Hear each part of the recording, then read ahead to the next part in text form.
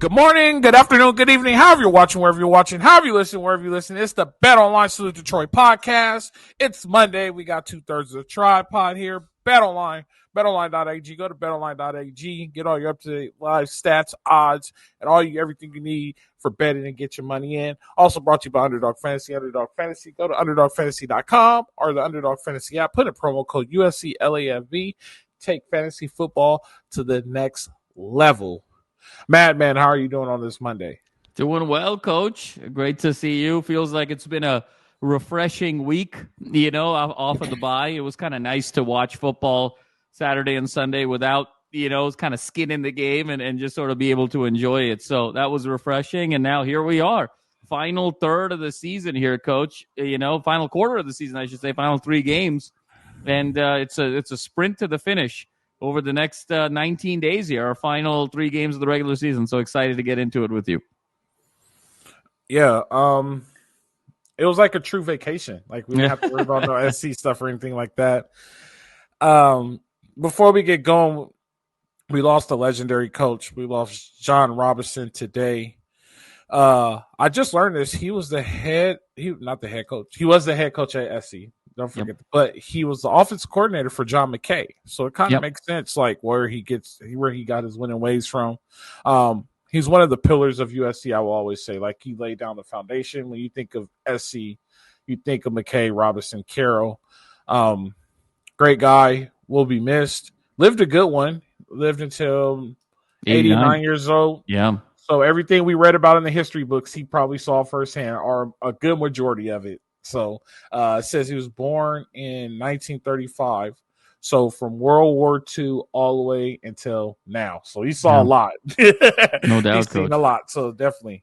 You got anything on Coach No, Robinson? I mean, just an iconic Trojan. I mean, to your point, Coach, I think there's like 4 distinct periods of USC football history, right? I mean, we have to start with the Howard Jones era in the 30s and 40s. Then obviously the McKay era of the 60s and 70s. And John Robinson was McKay's right-hand man as offensive coordinator and then became the head coach for that last 78 national title team. Then, of course, the Carroll era as the last great era of USC football. But John Robinson, really unique distinction about his place in LA, Coach. 78 national championship team of USC. Then he was the coach of the Rams from 83 to 91 and then came back to be the coach of SC. He was the coach of that 95 Rose Bowl team with Keyshawn. So it sort of bookended 2 separate, triumphs with USC. He'll be deeply missed and, sad day in Trojan family, but I'm, wishing him and his family all the condolences in the world, a true Trojan legend and icon. And, yet another kind of sad day for USC, Coach, as we start losing more and more folks from that lineage, and that connectivity of some of the great times. But rest in peace, Coach Robinson, and our thoughts and prayers are with you and your family. Definitely rest in peace. Another Trojan going to the ultimate Rose Bowl, right? Yes, the ultimate Rose Bowl. Going on to the ultimate Rose Bowl. So definitely transforming in. I would like to file a grievance, Madman. I want to file a grievance, and I mentioned this before, and it's crazy how like I mention things and then like it just starts to play out. I don't know. I think I'm like the next Nostradamus. And now I'm just joking. But so I don't know if you remember this, but I said the media has a lot of influence on where teams play out and where teams lay out and how people think of conferences and things like that, right? So this weekend, Miami lost a close game to Georgia Tech, which is a tough football team. I'm not taking anything from Georgia Tech. Miami still controls their own destiny, but Miami's now 3rd place in their conference, right? Miami has to win their conference in order to make the college football playoff. I don't think that's fair. I don't think that it's fair that 2 conferences get the bulk of the seeding and then other conferences only get 1. And this is why I don't think it's fair. And I know fairs are for rides and petting zoos. I understand that. But all I'm saying is it's not Miami's fault they're in the ACC, right? It's not. At one point, it wasn't SC's fault they were in the Pac-10. Like, that's the conference that they're in. not their fault. It's the hand they were dealt. But when you look at the ACC, there's a 7-2 team, a 9-1 team, and an 8-1 team. There are 1, 2, 3, 4, 5, 6, 7, 8, 9 teams with winning records and a possibility of winning 10 games, 9 to 10 games. So it's a fairly competitive conference, I will say, right? Why is only one team out of that conference only able to go to the playoff? There's 4 teams, that are nationally ranked. Louisville, it's not, let's take Louisville out of it. So 3 teams that are nationally ranked in the top 20, but only one team is going to the college football playoff because they're of the conference that they're in.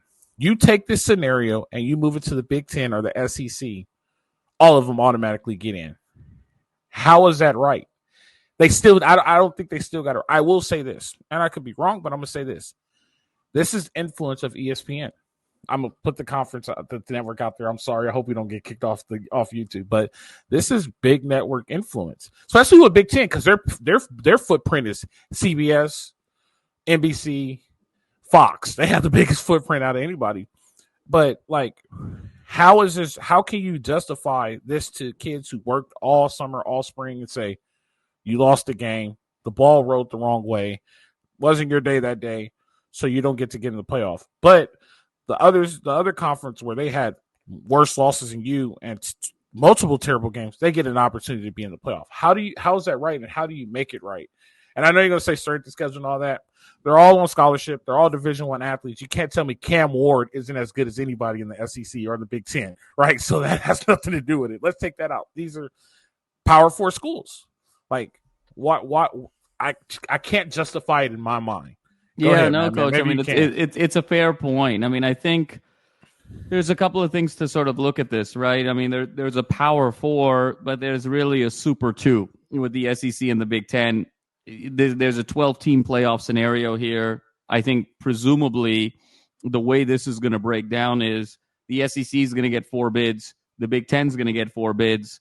The Big 12 is going to get an automatic champion. The ACC is going to get an automatic champion. There's going to be the highest group of 5 conference champion, and then presumably Notre Dame. That's where this 12 sort of breaks down. And I think to your point, it's pretty obvious, Coach, I think from the eye test that the Big 12 is sort of a lesser conference than the other 3. I think just watching the teams, watching the games, it's fairly obvious that just the depth of quality of football in that conference, there's a pretty significant gap between that and the Big Ten, the SEC, and the ACC, where, to your point, it gets interesting with the ACC is, are they more like the Big 12 or are they more like the Big Ten or the SEC? And look, I mean, on paper, I think you're bringing up a great point that you've got 4 or 5 teams that are top 25 or fringe top 25. So why should that be treated differently than, say, the SEC or the Big Ten, where there's such a logjam? And I think it's a fair point. The ACC's got a couple of things that are sort of working against it, Coach. One is because they're not having everyone kind of play everyone from sort of a divisional standpoint, you're getting these weird scenarios where perhaps records are getting inflated because not every quality team in the ACC is playing other quality teams in the ACC. So that's kind of number one. So the question is there some inflation taking place there? Number 2, Coach, I think the ACC has really struggled, to your point about ESPN, when it comes to non-conference. I mean, let's think about the marquee game. One of the marquee games at the start of the season was Clemson, Georgia. And Georgia just destroyed Clemson 34-3. I mean, that wasn't even a game. And so that, I think, really put the ACC on its heels from a legitimacy standpoint, because I think presumably the thought was, well, it's Miami and Clemson and then kind of everybody else. And now if Clemson is so significantly behind an SEC power, how good really is the ACC? So even if Miami's really good, then they should be able to win that conference, no problem, and they're going to get in, but no one else is really that good. So it's sort of self-correcting in that way. And then I think with Miami, I think the struggle has been, obviously it lost to a really good Georgia Tech team, but I think there's sort of a national perception that they probably should have lost the Cal game, and there was some calls there where they got hosed at the end, and Cal's not a very good team. This is a sub-500 team. So how good are you when you're losing that game? They got real close in that Virginia Tech game. I mean, there was a thought that The game was already over on that Hail Mary. So Miami has sort of played it really close in a few games and sort of escaped and now finally got nipped. So I think there's some questions about, hey, they're really talented, but is there a consistency there in the same way that there is in the SEC and in the Big Ten? And then in the case of Clemson, I think they've had to just struggle to sort of reclaim legitimacy. They got blown out by Georgia, then played a lot of lesser games, looked really good, and then got absolutely crushed by Louisville at home. So there's sort of a question about Clemson. Now, they play Pitt. That's kind of an elimination game within the ACC. Louisville's kind of a fringe top 25 team. And then I think the wild card is SMU, Coach. You know, how does SMU sort of fit into all of this? But I think to your point, the ACC probably has a gripe here that should they only be a one-bid conference. Now, the way that sort of presumably gets fixed is, let's say Notre Dame falls out of the top 12. That now opens up another spot. Do you go second ACC team, or do you go potentially a fifth SEC team, right? I think it's pretty clear in the Big Ten. You've got the 4 teams in the Big Ten, and there's a big gap after that. I'll tell you something, Coach, hot take.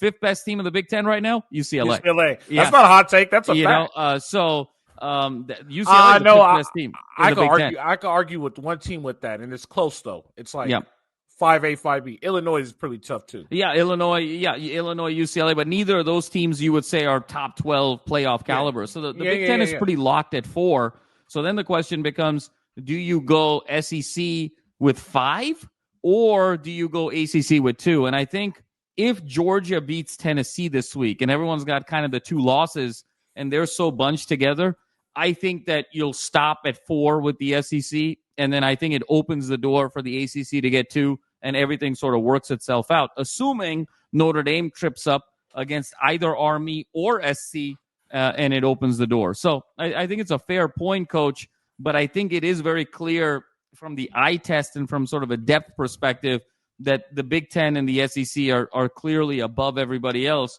And where the ACC kind of lies on that spectrum, let's see how it sort of shakes out these next few weeks. I will tell you this, and we'll move on. I'm going to give you my hot take. If the Raging Cajuns go undefeated, they deserve the at-large bid. I don't care what you say. I don't care if Genty's the Heisman Trophy winner. They lost the game. If they go undefeated, they deserve the that's what they were supposed to do it for. That's the best team. Right. Yeah, it's supposed to get it. I mean, it's an interesting point, Coach, because that's a hard one. If Boise State finishes running the table and they finish up 11-1, and their only loss was to the number 1 ranked team in the country in their building by 3, to sort of keep them out, I think would be really difficult, and then the logic has to sort of step in where it's like, well, if Oregon played Louisiana, what does that score look like in Eugene, right? And so that's where it's an imperfect system. But certainly 12 is a lot more equitable than 4. That's for sure. So, the sport is evolving. And then, of course, in 26, Coach, we go from 12 to 14. So, in a 14-team scenario, like if we look at this year in a 14-team scenario, ACC probably gets a second bid, and then you probably have an opportunity for another group of 5 team. How long before we get to 64 and 2 playing? We're headed there. There's not enough time on the calendar to ever get there. Let's move forward. Let's move over to the recruiting gossip news, man. So, on 3 reports, Corday and Julian is talking about going to Colorado. Their crystal ball to go to Colorado, which is starting to look like crystal ball to go to Florida State, right? Right. I don't know if we're not breaking that, but we know about it probably before. People are going to go look like, what do you mean Florida State? But it's looking like crystal ball to go Florida State. If that happens, though, I'm going to be pissed. Not because they're going to Florida State. The reason why they're going to Florida State, I'm going to be pissed. I had a little side. I had a conversation with my friend who's coaching, and he said the same thing I say. He's like, think of all the hours we put in, all the time we spend and everything, and here's where we are. And he just jumps in, and all of a sudden, this is where, like, pissed. Born on 3rd, thought he hit a triple. That's all I'm going to say. That's all I'm going to say. Neither here nor there. So I was thinking about this today because this was kind of like the hot news over the weekend too. And I was texting you guys earlier. I don't think losing Julian Lewis is a big deal. The way the years fall, right? And Ryan mentioned something in our text. He said, well, if Maeva has a bad 3 games, and my counter to that was, we can't throw him away after a bad 3 games when you get a full spring and a full fall. So Maeva's a starter for 25, right?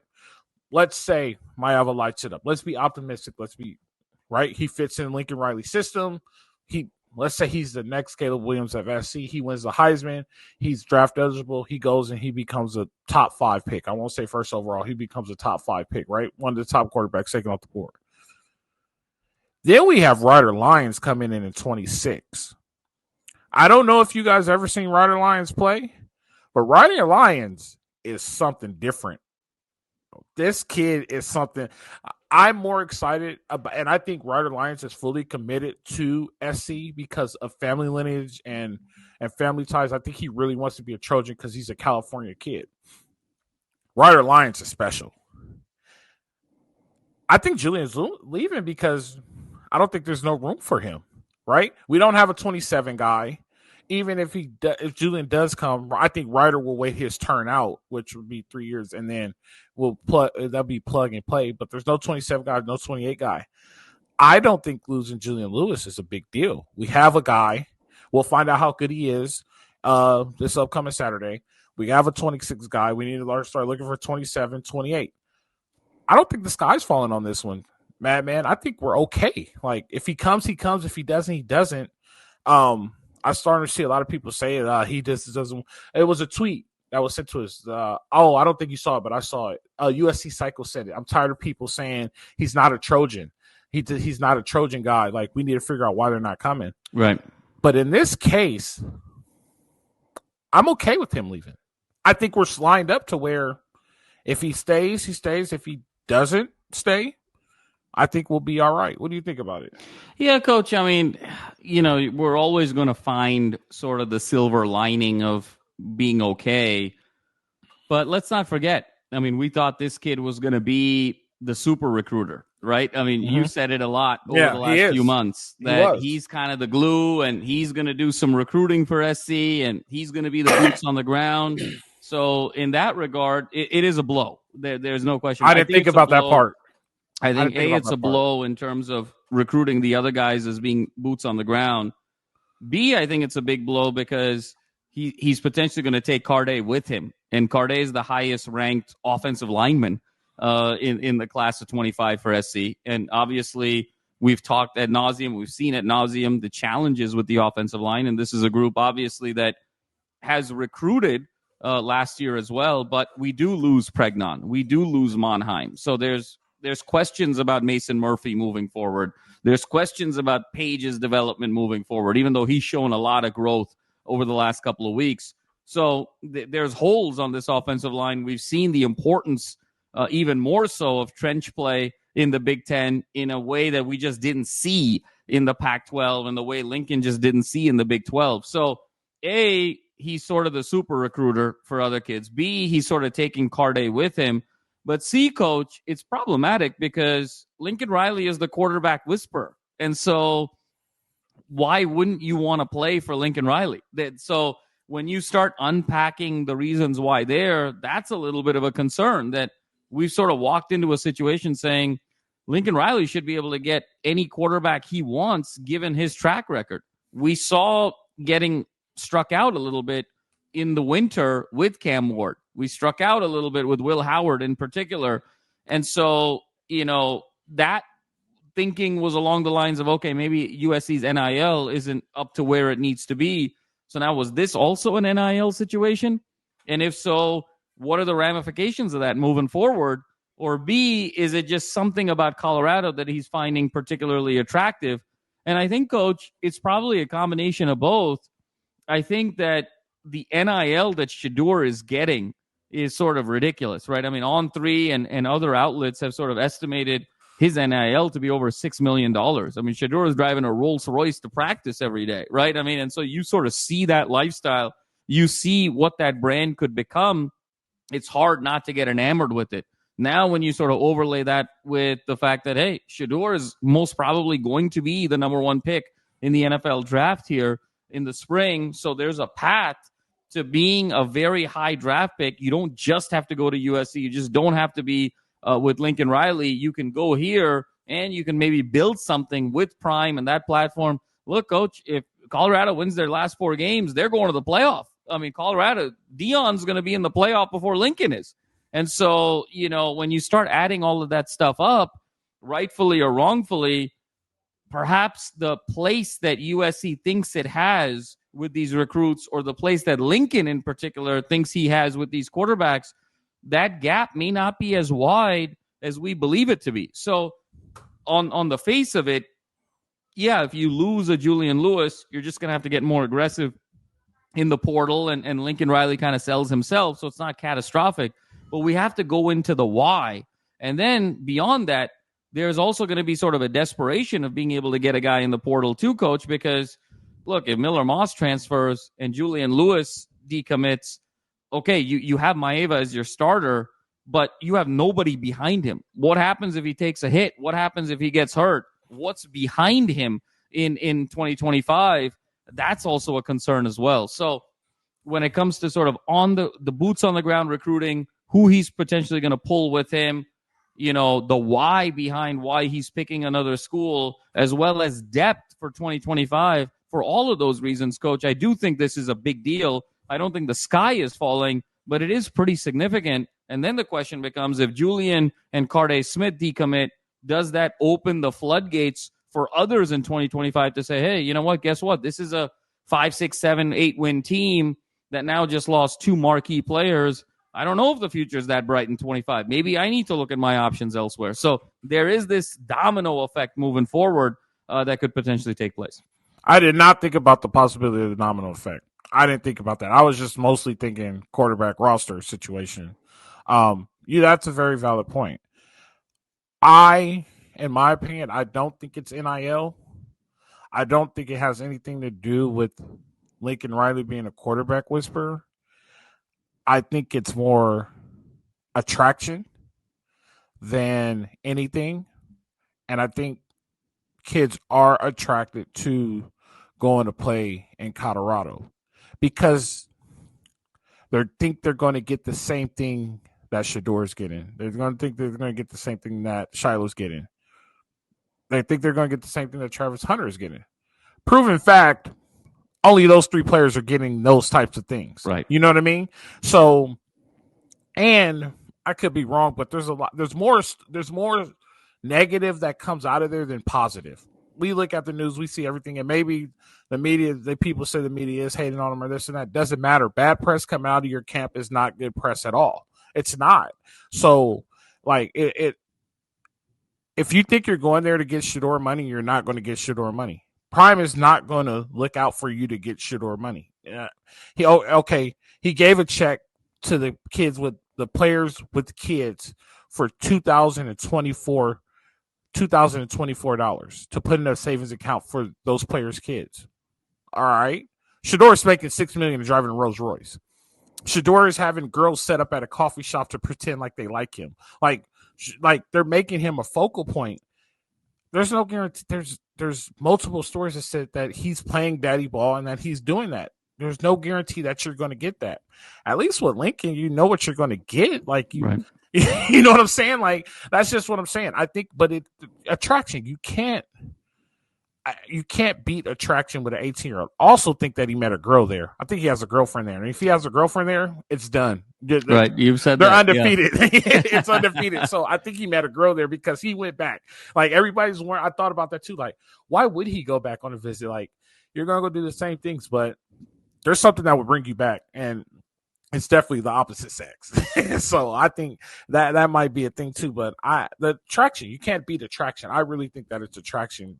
And I think attraction is going to get him, is what's the reason why he wants to go there. Lincoln Riley just has to work hard and make XC more attractable. Right, exactly. And I think, Coach, I mean, obviously there's so much to love about USC. But you also sort of have to wonder, we talk about there's no guarantee of getting Shedeur money 100%, right? I mean, A, you're not his son. It's just different. You're not the one that is trying to build a program. He's the one. But B, coach, there's no guarantee anywhere. I mean, let's talk about Miller Moss, right? I mean, here's the kid who waited 3 years, bled USC, got 10 starts, and now is kind of been shown the door. I mean, for lack of a better term, and is most likely, based on our sources, is going to transfer at the end of the year. And so, there's no guarantee on that side of the equation either. And coach, to your point, we were told that nil is not going to be a factor with Julian Lewis from the USC side. But when you talk about just the external sponsorships of $6 million, I mean, there's a lot that's kind of being thrown his way for being, Deion's son and, that whole storyline and whatnot. So it's hard for an 18-year-old kid to sort of look at that and say, hey, this might just be kind of a one-off. This is a sort of a unicorn situation. But again, coach, if you see a path to be the number one pick in the draft, there's an opportunity to build something special at Colorado, which is a really beautiful place, a beautiful campus, a really unique place in the country. And we've talked about it, right? I mean, if you take a step back and say, who are the best NFL quarterbacks in the league? Who are the MVPs? Who are the All-Pros? None of those guys went to blue blood schools. Like, if you actually want the best preparation for the NFL, you probably want to kind of elevate a Colorado more so than play at a USC, for instance, because if you look at Mahomes and you look at Rodgers and you look at Allen and you look at Lamar and you look at all of these guys, you look at what Cam Newton did or Matt Ryan did, or pick any MVP of the NFL over the last 10, 12 years, I mean, none of those guys went to sort of blue chip schools. I mean, even Brady went to Michigan, but he had to share time, right? I mean, so none of those guys went to these blue chip situations. They all were in situations in college where their receivers, their line, their skill position guys were on par with or lesser than the defenses that they played. And then you sort of flip that on its head, like we had talked about, and look at Leinart and Booty and Sanchez, and look at the A.J. McCarrons and the Mac Joneses, and look at, all of these other kids. Look at Stetson Bennett of Georgia. Look at even Trevor Lawrence of Clemson. All of these kids that had all of these advantages, how's it going for them in the NFL, right? It's not exactly the greatest education, even if you do have Lincoln Riley, right? So that's it becomes very interesting where that's, to me, is kind of the deeper issue. We sort of went into this saying, look, there's questions about Lincoln Riley as a program builder, as a leader of men, understanding trenches, understanding NIL, having an emphasis on defense, caring enough about special teams, all of those things. But we never once have needed to question his offensive mind and his ability to get any quarterback he wants. And now, between not necessarily getting Will Howard, even though Miller Moss's performance in the Holiday Bowl had a lot to do with that, and now not potentially closing on Julian Lewis, who's a guy that we've been recruiting for over a year, there's a little bit of a crack in that veneer moving forward. And so it'll be interesting to see how it plays out. Yeah, we got it's about 6 weeks. Yeah. We got about 6 weeks. So I feel like I've been saying that for like 2 weeks now. We got about 6 weeks. We got about 6 weeks, Coach. That's also the thing, right, Coach? I mean, that's also why, we report on, the 2026 kids, and we report on who's committing and whatnot. But man, until they sign on that dotted line on National Letter of Intent Day, I mean, anything can happen. These things change so much. Like, we felt like we had Julian Lewis completely locked up. All of our sources, all of our internal people said, we've got him. We're not worried about this at all. And now here we go. For the better part of the year, we felt really good about this. And now, he's swaying right at the end. It just goes to show you that, the commits and the recruiting, I mean, it's a nice news cycle, but until they sign, especially in this day and age, with all that NIL and all the optionality, it is really, it's a very sort of superficial yes until the actual yes happens. I'll tell you when we have some time, another time, I'll tell you how I spent a lot of time, a lot of hard recruiting, the top linebacker, high school linebacker in the state of New Mexico, how I had him until the week before, and West Texas A&M called him, and I lost him to West Texas A&M. So this has been happening for a long time. You know what I mean? Like, it's so crazy how people are in it now. Like, people see what happens every single day, and they're like, they kind of panic.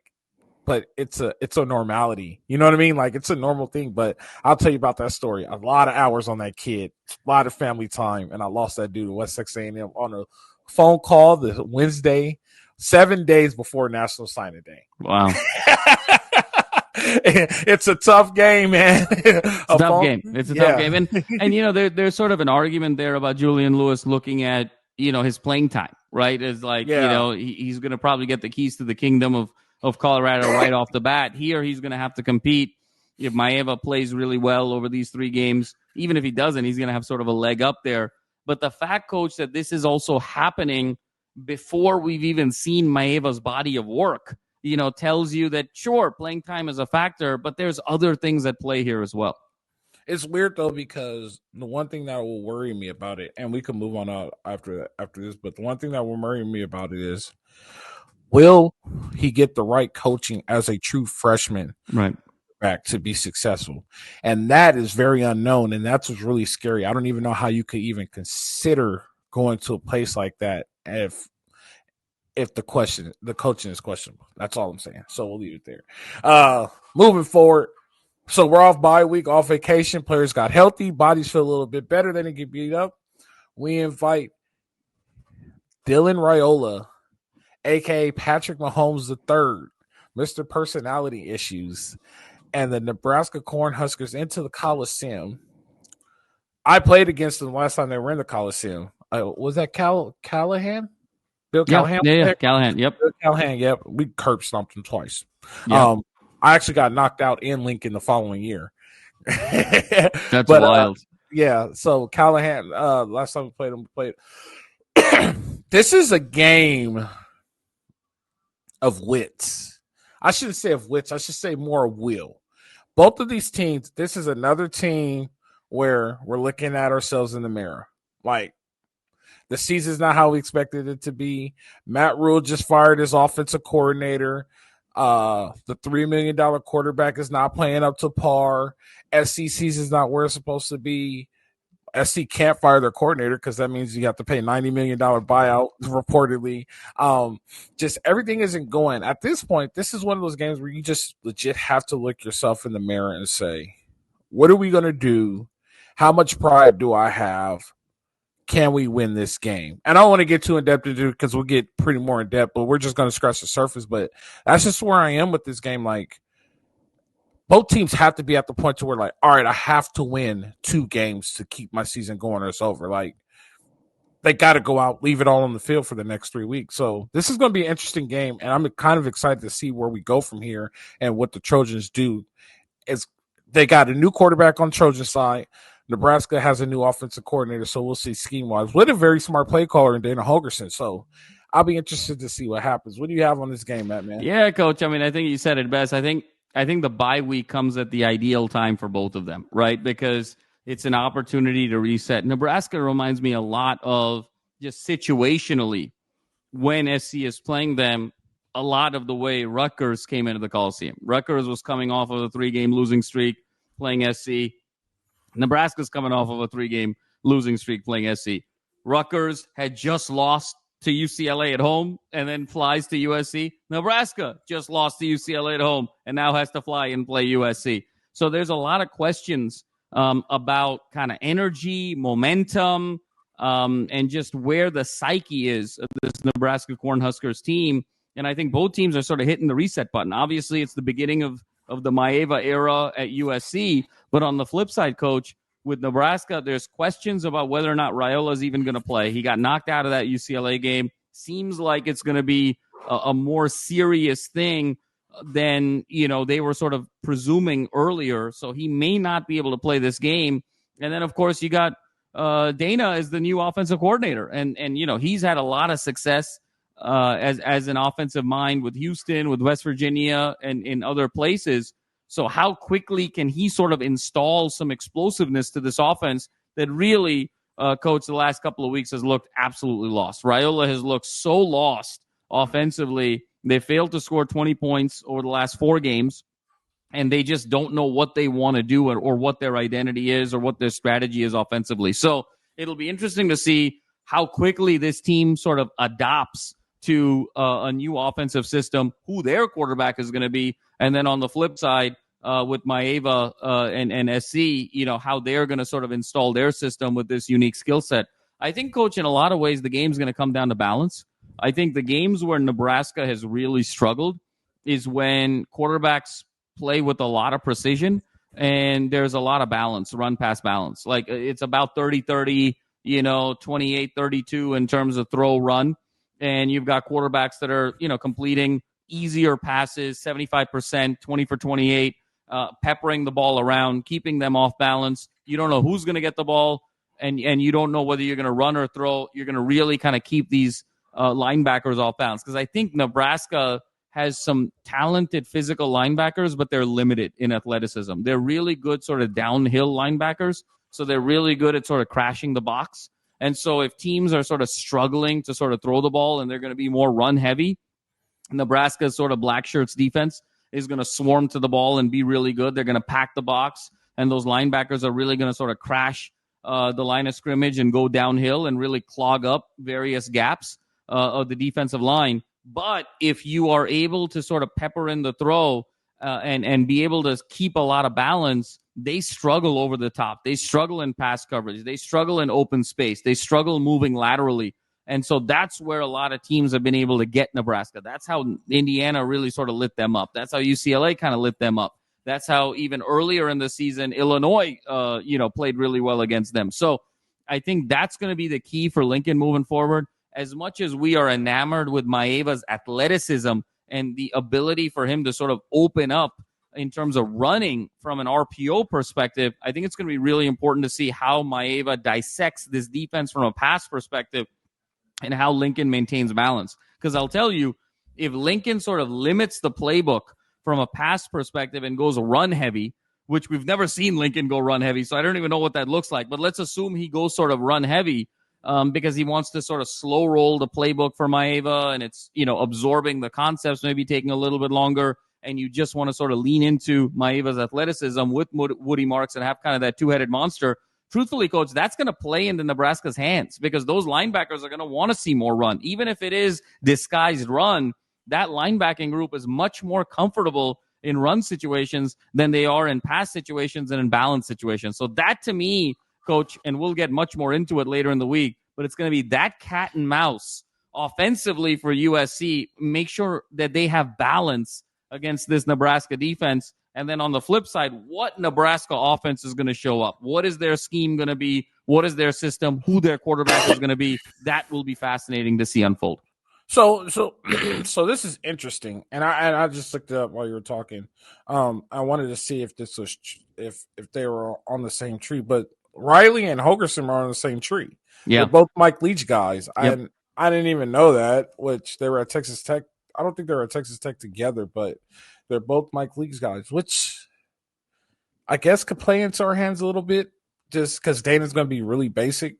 But man, we got to win this game. No doubt about it, Coach. Like we got to win this game. Like there's no more I could say about it. Like we got to win this game. Next week is going to be a hell of a game, right? And then Notre Dame is playing for a playoff. Notre Dame's playing for a playoff berth. I mean, they're playing with everything on the line. And Notre Dame, between Leonard Riley and that running game, I mean, they know exactly who they are, and they're going to be pound. And obviously, our defense has shown an ability to sort of wilt with the bigger backs. We've talked about it as a theme all season. Yeah. So that is going to be staring us directly in the face with the desperate Notre Dame team that wants to close out this season and get into the playoff. And then the week prior, Coach, to your point, we'll see what happens here on Friday with UCLA and Washington. But UCLA is going to be sort of either a team that's on a 4-game heater and arguably the hottest team in the Big Ten, or having lost to Washington, sitting at 4-6, needing to win both games to get the bowl game and going to treat this like the Super Bowl. So either way, it's going to be two intense rivalry games from the perspective of the rival. And so is SC going to be able to sort of match that intensity? And so you want to be in a position where all you got to do is split those rivalry games, because if you drop this game, now you're going to have to beat both rivals just to get to the 6 wins. And given where we sit right now. Obviously, we want to see what Maeva can do and how much of life and energy he can inject into this offense, into this team, the way Miller did in the Holiday Bowl last year. But sitting right now, that seems sort of unlikely that this team is going to win both rivalry games. So I'm with you, Coach. This is a must-win, but it's also sort of a mysterious game because we don't know what USC is going to be with Maeva, and we have no idea what Nebraska is going to be with this new offensive system and who their quarterback is going to be. So this is going to be a really interesting game of cat and mouse, and I think the coaching staff that can make the in-game adjustments faster is going to be the team that invariably is going to have success. It's not necessarily going to be what's your game plan going into the game because there's so many unknowns. It's your ability to make those in-game adjustments. That's going to be one of these games against Nebraska. There's 3 probabilities that can happen with these last 3 games. 2 out of the 3 result in SC not making a bowl game. That's a problem. You know what I mean? Like, one probability, which is the silver lining, is that they win out, right? They win out and they make so there's 4 probabilities. I'm sorry. Right. They could win 3 straight games, and then all of a sudden they end up 7-4 or 7-5. They could lose 1 game, no bowl game. They could lose 2 games, no bowl game. They could win 2 games, lose another game. They end up in a bowl game. So we'll see, man. We got some time to ponder on it. We got some time to think about it. We could, get a little bit more stories out, figure out what's going to happen with Patrick Mahomes III, see how good it's going to be. Until then, I think we just reconvene about the Cornhuskers on Thursday. On Thursday, absolutely, Coach. And hopefully we have a victory Sunday. So yes, sir. Yep. Man, it's been a good one. I think we put some good stuff in the books here in under an hour. So I think we got a lot done, got a lot said, and another great show with you. All you guys who want to see all those good stories written by Madman and written by Ryan, you can go to LAFBnetwork.com. We have the Trojans, we have the Rams, we have the Chargers, we have the other team across town. We also got baseball and basketball, Lakers, Dodgers, and collegiate basketball coming up. I'm going to fight not to do the Angels because they aren't in LA, so I'm going to keep that fight going. They're not even in LA County. Anyway, also, if you want to get into fantasy, if you are in fantasy football and want to know who to sit, who to start, go check out my man Amar Desai and Tad Desai on this side, guys. They got everything fantasy football for you guys. Bet Online Switcher Podcast. Go to BetOnline.ag where the game starts and Underdog Fantasy. Put in promo code USC LAFB. Man, it's a good one. It's great. Enjoy the rest of your evening. And you know how it goes. Live free. Fight on.